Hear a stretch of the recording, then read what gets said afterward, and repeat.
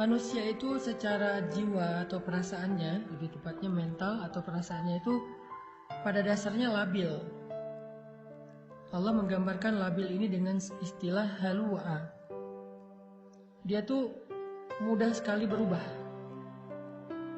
dan mudah sekali terguncang. Ketika dia dikasih kesusahan, dia menjadi berputus asa, berkeluh kesah, melemah, dan ketika diberikan nikmat, dia menjadi orang yang lupa diri, kikir, sombong, angkuh, dan sebagainya. Itulah sifat dari mental manusia yang labil, yang halu'a kalau dalam bahasa surat Al-Ma'arij. Kalau dalam bahasa surat An-Nisa itu diistilahkan dengan muzabzabina baina dzalik, terombang-ambing, nggak stabil gitu. Kita bisa rasain sendirilah gimana mudahnya mental kita drop. Kadang-kadang pemicunya kecil, sederhana, tapi langsung tersulut, akhirnya terbakar. Hanya gara-gara orang klakson, kita jadi marah. Hanya gara-gara orang salah belok, kita jadi marah. Hanya gara-gara orang telat jalan ketika lampu hijau, kita jadi marah. Hanya gara-gara orang ngedim pakai lampu sorot, kita marah. Dan marahnya kita kadang-kadang yang rugi bukan orang itu, bukan orang lain. Yang rugi diri kita sendiri dan orang-orang yang semobil dengan kita di jalan. Di rumah juga kayak gitu. Kita sering marah itu dengan pemicu-pemicu yang kecil. Hanya gara-gara pasangan kita wajahnya mungkin lagi nggak terlalu ceria, kita jadi bete. Hanya gara-gara mungkin anak kita bangun tengah malam, kita jadi bete. Anak kita rewel, kita jadi bete. Salah ngomong seorang pasangan, kita jadi bete. Itu yang disebut dengan jazu'a, halu'a, mudah sekali untuk drop, mudah sekali untuk bete, mudah sekali untuk kepancing, mudah sekali untuk marah, mudah sekali untuk apalagi tersinggung, sakit hati, baper, dan seterusnya. Itulah yang disebut dengan halu'a, jazu'a, berkeluh kesah. Di sosmed apalagi? Namanya orang, followers, saya posting tilawah Al-Quran aja ada yang dislike, padahal yang diposting itu bukan konten-konten yang kontroversi, bukan tilawah Al-Quran. Ya mungkin dia dislike karena menurut dia saya ada yang salah baca mungkin, atau ada yang nggak fasih tajwidnya, Allahu a'lam. Tapi ya itu kadang-kadang bikin kita ngerasa kayak sedih gitu. Itulah sifat dari mental manusia.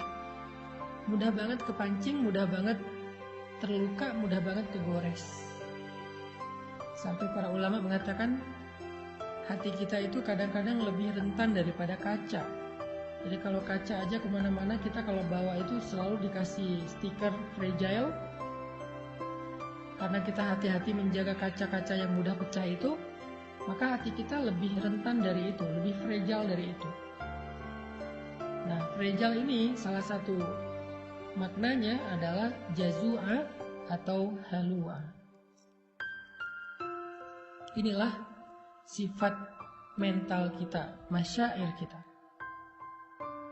Dan semua orang mengalami itu, apalagi kita yang manusia biasa, pasti sering kayak gitu. Kadang-kadang kita kayak suka sedih ya, kok saya jadi lemah gini ya, kok saya jadi baperan banget sih, kok saya gampang malah kepancing sih. Pas sudah sadar kita jadi sedih, pengen berubah tapi susah. Dan semua perasaan-perasaan yang gak normal ini, yang gak stabil ini akan merusak hubungan kita dengan orang-orang yang kita cintai. Makanya fikih masyair itu penting, fikih perasaan itu penting. Labilnya kita membuat hubungan kita dalam pekerjaan dengan partner kita, dengan teman-teman kita itu jadi gak mudah. Jadi kondisi halu'a dan jazu'a mental kita itu sebetulnya masalah yang membuat hidup kita gak nyaman.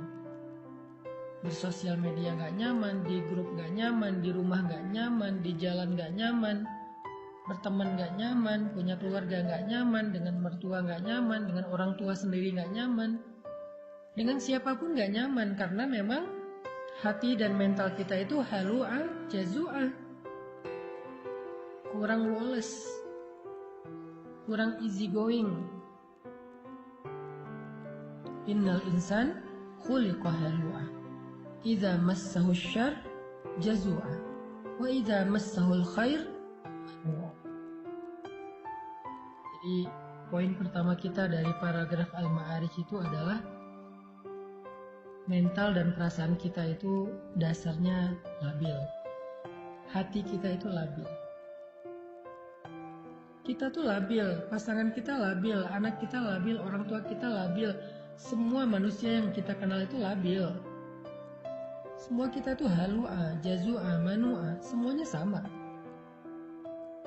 Jadi kita hidup di antara kelabilan-kelabilan perasaan dan hati manusia. Yang hari ini dia sayang sama kita, besok dia bisa bete dan benci sama kita. Yang hari ini dia ngebelain kita, besok dia bisa nyerang kita. Yang hari ini dia memuji kita, besok dia bisa mencela kita loh. Itulah manusia. Kadang-kadang orang yang mencela kita itu kita sampai nggak nyangka gitu. Orang yang kita anggap kayaknya baik-baik aja, kita nggak ada masalah pribadi dengan dia, malah kita ngerasa udah baik sama dia, kita udah ngerasa udah banyak bantu dia, tapi tiba-tiba di belakang dia yang nyerang kita, dia yang menjelek-jelekan kita, dia yang memfitnah kita. Itulah manusia. Jadi jangan heran kalau kita ngalamin itu ketika kita bergaul. Kalau kita masih heran pas ngalamin itu, berarti kita kayak naif. Kita pikir kita hidup di antara malaikat. Enggak, kita hidup di antara manusia. Dan kita bagian salah satu di antara itu. Kita juga pernah banget lah ngecewain orang. Nggak tepat janji pernah. Bahkan ingkar janji pernah. Kalau nggak tepat janji meleset. Kalau ingkar janji, ya sengaja aja nggak mau menunaikan janji. Marah-marah pernah, mencela pernah, apalagi menghina pernah. Banyak kok kekecewaan yang pernah kita lakuin kepada orang lain. Jadi jangan heran kalau dalam kehidupan yang labil ini kita melihat seseorang berubah dengan cepat. Itu jangan heran. Toh kita juga kayak gitu. Makanya karena Allah tahu kita diciptakan dalam kondisi mental, perasaan, dan hatinya itu labil, gampang terbolak-balik. Dari yang benci jadi cinta atau dari cinta jadi benci, itu terjadi di mana-mana. Maka Allah Subhanahu wa taala memberi kita nasihat di dalam surat Al-Ma'arij. Karena Al-Quran itu adalah tazkiyatun nafs, obat bagi jiwa, syifa'un lima fis sudur, obat penyembuh bagi penyakit-penyakit yang ada di dalam dada, penyakit hati, penyakit perasaan. Al-Quran adalah penyembuhnya. Bukan hanya dawa, tetapi syifa. Kalau dawa itu obat, kalau syifa itu penyembuh. Kalau dawa, obat belum tentu sembuh. Kalau syifa, Allah menjamin akan sembuh. Kalau kita benar-benar memahami dan mengamalkan Al-Quran. Gimana cara memahami dan mengamalkan Al-Quran sementara membaca aja nggak ngerti? Itulah kenapa kita harus belajarnya bareng. Jangan belajar sendiri secara otodidak, ntar salah paham. Kalau dengerin booster, dengerin ceramah yang sifatnya adalah penyemangat, kayak kendaraan tuh dikasih bahan bakar. Kendaraan kalau nggak ada bahan bakar, nggak akan jalan, kecuali dengan cara didorong, capek kan? Tapi ada bahan bakar, jalan. Kalau nggak punya setir, nggak punya lampu, itu bisa masuk jurang, bisa masuk selokan, bisa kecelakaan. Nah, belajar secara serius kepada ustadz, guru, ulama, itu sama seperti kita menyalakan lampu mobil dan pakai setir. Sehingga kalau jalannya gelap, jalannya belok-belok, kita tetap bisa on the track. Maka, booster adalah spirit yang menyemangati kita dalam beramal soleh. Tapi ilmu yang kita belajar seminggu 2 kali dengan live kayak gini adalah lentera. Lentera yang kita bawa untuk menjadi penunjuk jalan, biar kita nggak salah jalan. Kalau kita udah tahu jalannya, booster yang ngedorong kita untuk bergerak. Dua-duanya penting. Jadi Al-Quran, dengan kita belajar serius seperti sekarang, walaupun saya berusaha sebisa saya menggunakan bahasa yang gampang, yang mudah, yang sederhana, tapi kontennya tetap substansial loh, tetap bedah Al-Quran. Cuman dengan bahasa sederhana yang saya mampu, sesuai dengan bahasa sederhana ketika saya lagi nongkrong bareng dengan teman. Saya nggak mau bahasanya kayak bahasa mimbar banget, bahasa pesantren banget, bahasa kampus banget. Mungkin teman-teman bakal ngerasa kayak berat banget sih pembahasannya. Tapi kalau gini kan kita kayak lagi ngobrol di tongkrongan kita. Tapi pembahasannya Al-Quran. Kayak gini kita belajar. Supaya apa? Supaya dapat lentera, dapat petunjuk, dapat cahaya dalam berjalan di dalam kehidupan kita. Nah, Allah Subhanahu wa Ta'ala menjadikan Al-Quran itu sebagai petunjuk. Hudan lil muttaqin, hudan linnas wa bayyinatin minal huda wal furqan. Al-Quran itu petunjuk. Dan ketika kita pengen mengambil petunjuk Al-Quran, caranya gak cukup baca sendiri. Kita harus membedahnya dengan tafsir, tadabbur, tafakkur, dan seterusnya. Bersama seorang guru. Malam ini kita belajar seperti malam-malam yang udah lalu tentang petunjuk perasaan. Gimana cara mengatur perasaan kita biar hidup kita nyaman. Karena kenyamanan hidup diawali dari dalam diri kita, bukan dari faktor fasilitas yang ada di luar kita. Ada orang yang bahagia walaupun hidupnya sederhana. Ada orang yang sengsara, sedih, mengeluh walaupun dia hidup dalam istana. Kasian gak tuh orang hidup dalam istana tapi mengeluh? Orang hidup di gubuk sederhana tapi dia bahagia. Karena orang lupa kebahagiaan itu sumbernya ada di sini. Bukan di rumahnya seperti apa, mobilnya kayak gimana. Buat saya, ternyata bahagia itu sumbernya bukan di dalam fasilitas hidup, tapi di dalam hati kita. Selama hati kita bisa dibahagiakan, maka kita akan merasa cukup dengan apapun. Jadi, kalau pengen bahagia teman-teman, yang pertama harus kita rawat itu adalah hati dan perasaan kita, bukan tubuh kita. Tubuh kita perlu dirawat, iya banget, tapi itu bukan yang paling utama. Itu perlu, tapi ada yang lebih perlu. Kalau pengen hidup bahagia itu, belajarlah merawat hati dan perasaan kita, jiwa dan mental kita. Dan gimana cara ngerawat hati dan perasaan, jiwa dan mental kita? Bukan dengan skincare, bukan dengan kendaraan baru, bukan dengan aksesoris, bukan dengan fasilitas hidup. Jiwa dan perasaan kita itu dirawat dengan iman, memperbaharui iman. Bukan dengan jalan-jalan, Ustaz. Bisa, tetapi enggak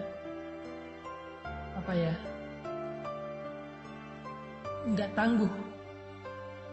Bukankah kita kadang-kadang bete kadang-kadang jalan-jalan, macet, apalagi yang tinggal di kota-kota besar, baru keluar rumah udah macet, udah capek-capek macet-macetan, sampai di sana cuman sebentar udah tutup.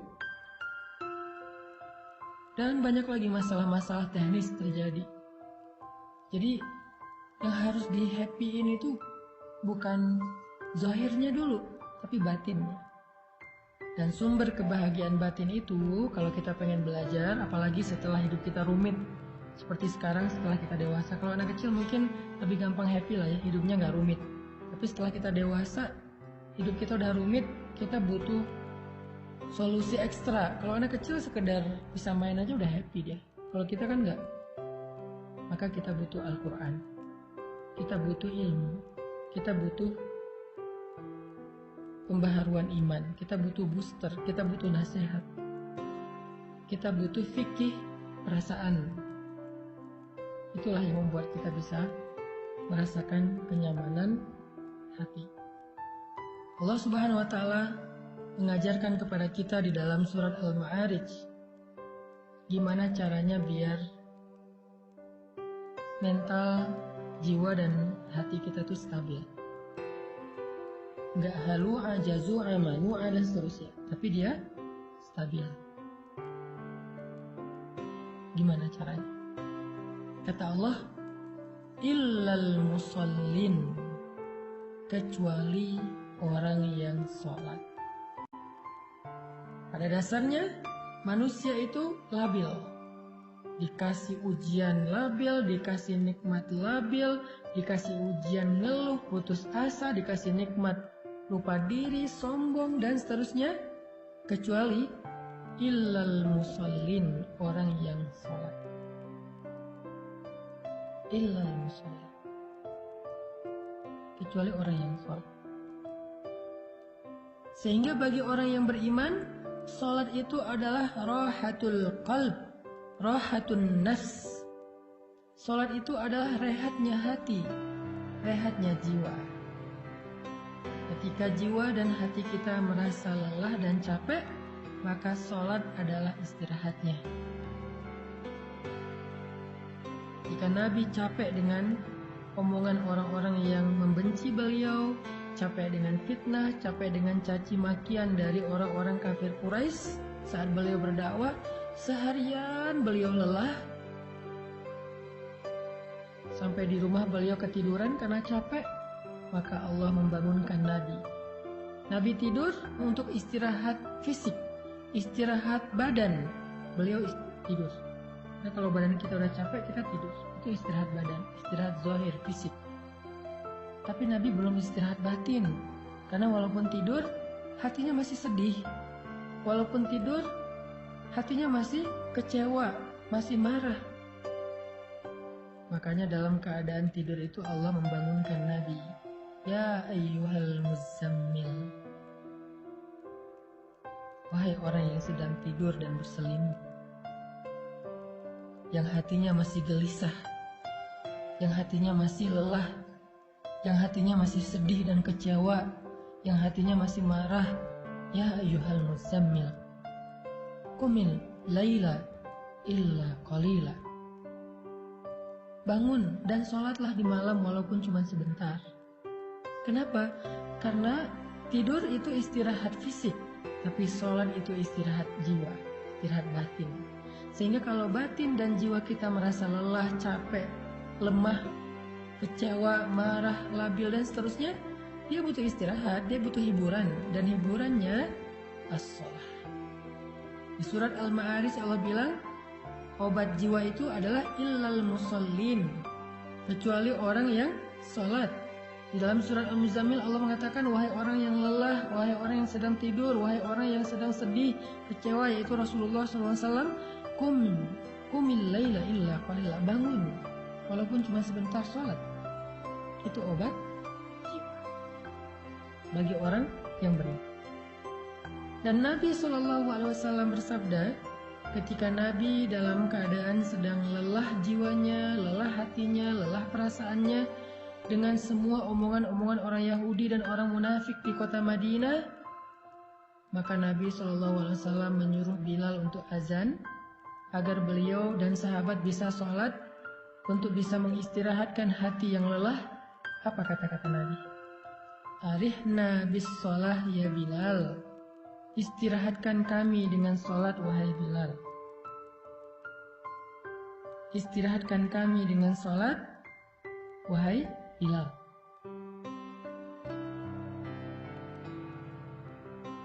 Nabi nggak mengatakan wahai Bilal azan, enggak. Nabi bilang istirahatkan kami dengan sholat wahai Bilal. Maksudnya apa? Jiwa kami capek, hati kami lelah, perasaan kami terganggu, mental kami sedang lemah. Maka istirahatkanlah jiwa, mental, perasaan, dan hati kami wahai Bilal dengan sholat azan maksudnya. Dan Bilal faham, sehingga akhirnya Bilal wudhu, langsung Allahu Akbar, Allahu Akbar, azan. Hayya ala salat.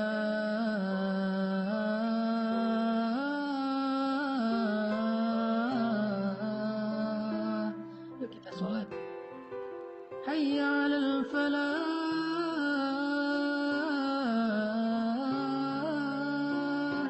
Yuk kita memperoleh kemenangan, kebahagiaan, keberuntungan. Jadi bagi orang yang beriman, sholat itu adalah istirahat. Pertanyaannya, gimana cara menjadikan sholat itu sebagai istirahat? Kok selama ini kita malah istirahat setelah sholat, bukan sholat untuk istirahat? Gimana caranya?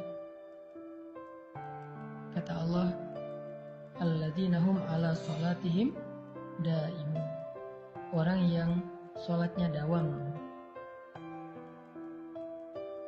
Kalau kita pengen mengupgrade sholat kita dari sekedar ritual, kewajiban, gerakan, sampai menjadi sebuah kontemplasi, meditasi, dalam tanda petik, rehat jiwa, rehat ketenangan batin, caranya gimana? Daimun. Sholat itu jangan sesekali, tapi sholat itu sudah imun, harus dawam. Dawam itu artinya kita harus melakukannya dalam waktu yang lama.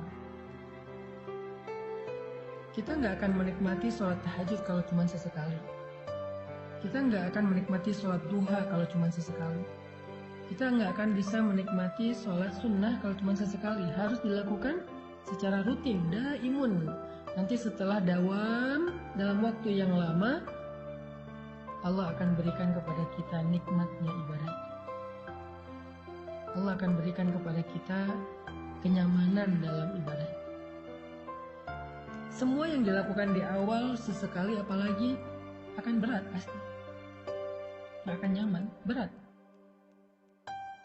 Orang ngelakuin apa aja di awal pasti berat kan. Olahraga, lari itu. Sekarang orang bersepeda, apalagi kalau di Bandung itu kan banyak bukit ya, naik turun. Ke Dago tuh misalnya.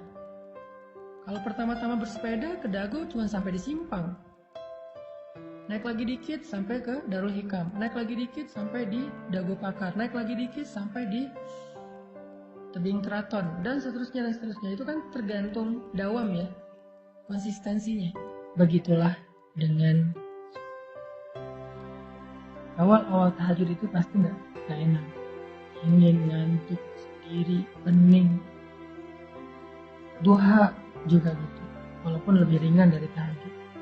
Salat wajib juga kayak gitu, ke masjid juga kayak gitu, subuh apalagi. Kalau mau menikmatinya menjadi rehat, kita harus sabar melakukannya dalam waktu yang lama. Jangan menyerah dulu, karena begitu kita menyerah, nanti kita akan memulai dari awal lagi kalau kita. Intinya daimun, harus dawam, gak boleh cuma sesekali. Mau menikmati sholat, caranya gak bisa sesekali, harus dawam. Mau menikmati perjalanan, gak bisa sesekali. Kita kalau jarang melakukan perjalanan tuh gampang mabuk, gampang capek, gak betah lama-lama di kendaraan. Apapun kalau dilakukannya belum dawam, gak akan dapat rasa nikmatnya. Harus dawam. Begitu juga dengan, maka Allah mengatakan alladzina hum ala sholatihim daimun. Orang yang sholatnya dawam, orang yang sholatnya terus menerus. Itulah teman-teman solusi dari surat Al-Ma'arij kalau kita pengen menjaga jiwa kita lebih stabil dan lebih bisa istirahat. Kalau sholat udah jadi rehat jiwa, maka begitu kita sedih, kita sholat, Allah akan hibur hati kita. Begitu kita marah, kita sholat, Allah akan tenangkan hati kita. Begitu kita kecewa, kita sholat, Allah akan kuatkan hati kita. Disitulah kita akan merasakan rahatun nafs di dalam sholat. Ternyata sholat itu adalah nikmat bagi jiwa.